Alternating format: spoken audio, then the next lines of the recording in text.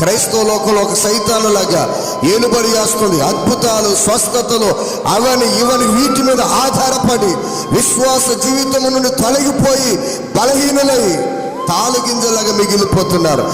నా దేవుని నామములో ఈ వాక్యము మన గుండెల్లో ఉంటే, చెప్పనవసరం గట్టిగా బైబిల్ చేతుల పైకెత్తి, ఈ వాక్యము మన హృదయములో ఉండగా, ఈ వాక్యం మన చేతిలో ఉండగా, ఈ వాక్యానుసరంగా మన అడుగులు వేస్తూ ఉంటే మన దేవుడు మనకు కావలసిన సమస్తమును ఆయన సమకూరుస్తాడు.